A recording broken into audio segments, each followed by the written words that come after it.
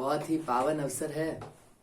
आज नारायण जी के साथ और भाई राजीव जी के साथ कुछ परिचर्चा करने का मौका मिला है।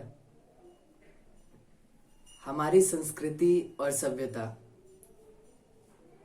हम जिस देश में रहते हैं, हमारा भारत देश, देवता भी इस देश पे आने को ललायित रहते हैं। वो भी सोचते हैं कि मेरा कब जन्म होगा कि मैं भारत देश में जन्म लूं।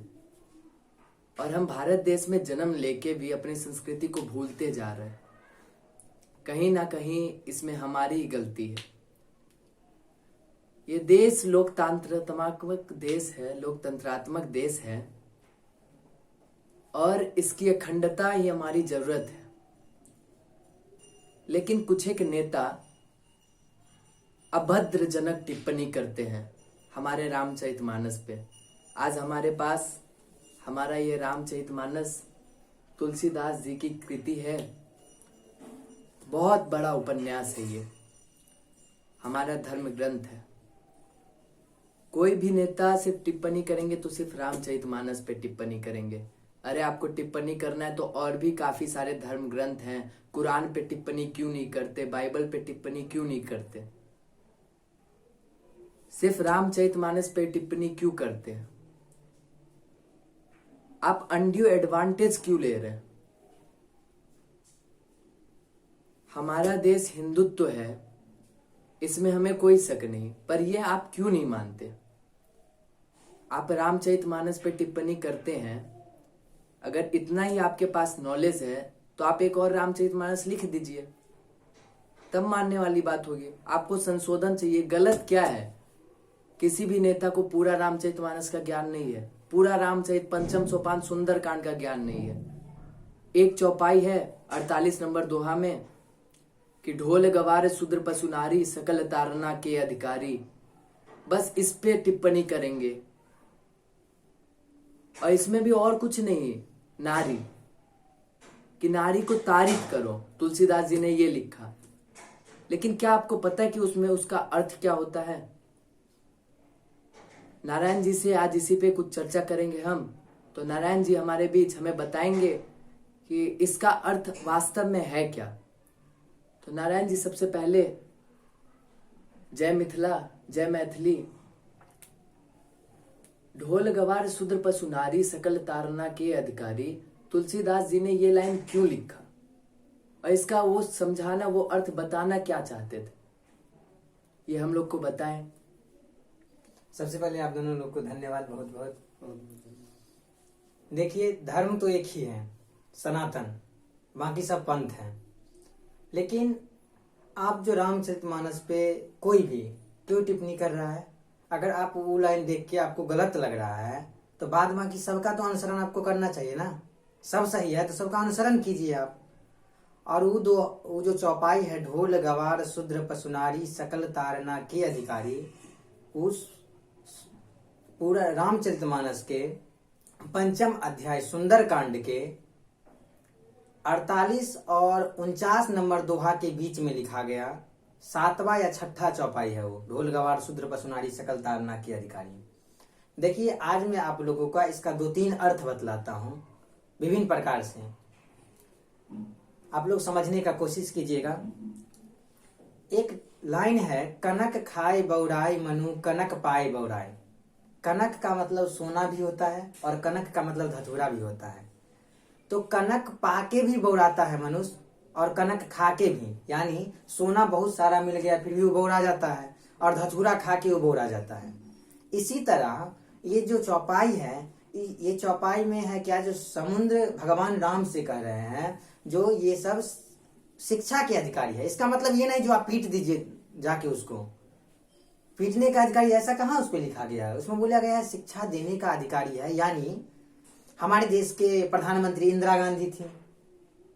भगवान रामचंद्र जी सीता जी को पहले नाव में बैठाते हैं, केवट के नाव में। वहां पे तो हर एक जगह स्त्री का सम्मान हो रहा है। अहिल्या का देखिए, सबरी का देखिए, छोटे सब जगह सम्मान हो रहा है स्त्री का। वहां पे इतना सम्मान दिया गया। और ये लोग तारने के अधिकारी हैं। इस चौपाई का एक भाव ये भी निकलता है जो ये लोग तारने के अधिकारी हैं। ये लोग दूसरे को ताड़ते हैं। मैंने बहुत विद्वानों का सुना है जिन्होंने अलग अलग तरह से इस चौपाई का अर्थ कहते हैं। एक विद्वान का कहना था कि एक बार एक महात्मा नदी में स्नान करके, गंगा स्नान करके निकल रहे थे, तो बाहर में पेड़ पर एक बैठा हुआ था जिसे अपना लोग बोल सकते हैं शूद्र की तरह बैठा हुआ था वो। मतलब शूद्र मतलब क्या, वो आचरण से शूद्र था। शूद्र आदमी नहीं होता यार, आचरण से ये होता है शूद्र। आपका अगर आप ये जो आप बोलते हैं हम ये हैं, हम ब्राह्मण हैं, हम क्षत्रिय हैं, हम चमार हैं, ये कुछ नहीं है। आपका चाल चलन कैसा है, आपका प्रकृति कैसा है। अगर आपका प्रकृति ब्राह्मण जैसा है तो आप ब्राह्मण हैं, ये नहीं कि आप चमार हैं। जाति नहीं डिपेंड करता है, आपका कर्म डिपेंड करता है। ये कर्म प्रधान है ये सब। तो वो निकल के जब जा रहे थे स्नान करके वो ब्राह्मण, तो ऊपर से वो थूक फेंक दिया उनके शरीर पे। तो ऐसे ही करके फिर वो दोबारा नहा के स्नान करके गए, फिर तिबारा स्नान करके गए। तो बार बार ऐसा ही चलता रहा। फिर भी वो महात्मा को गुस्सा नहीं आया। वो महात्मा ऐसे ही करके 108 बार गंगा स्नान करके वो निकल गए। तब वो 108वां बार वो शूद्र पेड़ पर से नीचे उतरा और ब्राह्मण उसको प्रणाम किया शूद्र को। तब वो शूद्र बोलता है, जो आप मुझे प्रणाम क्यों करते हैं? तो ब्राह्मण बोलते हैं, जो आपकी कृपा से आज मैं 108 बार गंगा स्नान कर पाया। यानी ये शूद्र भी तारने के अधिकारी है, ये लोग तारते हैं।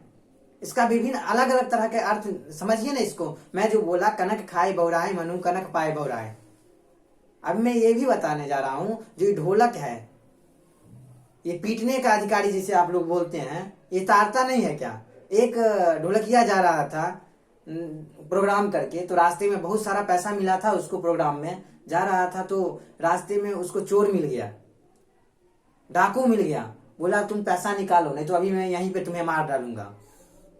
तब क्या हुआ, ढोलकिया पहले बोला एक बार मुझे ढोलक बजाने दीजिए, एक बार मैं आप लोगों को ढोलक सुना देता हूँ, उसके बाद आप मुझे जो करना है कर लीजिएगा। ढोलकिया उस पे बजाया, दौड़ दौड़ रे पकड़लक चोर, उस पे बजाया ये। और तब आदमी लोग वहां पे दौड़ते हुए आ गए और वो चोर के दिमाग में ये नहीं आ रहा था जो ये क्या बजा रहा है। तो इससे ये पता चलता है ये लोग तारने के भी अधिकारी हैं, आदमी को कहीं पे भी बचा भी सकते हैं। आप लोग पढ़ते नहीं है, समझते नहीं है और अलग अलग तरह के टिप्पणी करते हैं। आप लोग रामचरितमानस अगर इतना ही शौक है आपको, लाइन बाय लाइन आप खोजते रहते हैं जो ये गलत है सही है, तो सबसे पहले पूरा रामचरितमानस पढ़ के तब आप सीएम बनिए, पीएम बनिए। क्या है ये सब? वो भी कभी कोई सीएम ने ये नहीं दिया टिप्पणी। छोटे मोटे विधायक, छोटे मोटे नेता लोग जिनको ठीक से पढ़ना नहीं आता है, वो आके टिप्पणी दे देते, किसी के मुंह से कुछ सुन लिए। अभी हमारे शिक्षा मंत्री, उनको शर्म आना चाहिए, शिक्षा मंत्री है हमारे राज्य के, वो ऐसा खराब टिप्पणी देते हैं। अभी सपा से आए हैं वो प्रसाद मौर्य, पता नहीं क्या नाम है, वो सब टिप्पणी देते, जिनका नाम जनता नहीं जानती, वो सब ऐसा ऐसा टिप्पणी देते हैं। अरे आपका इतना अधिकार है तो एक रामायण लिख के दिखाइए ना सर।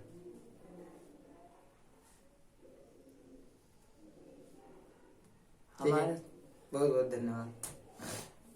चलिए,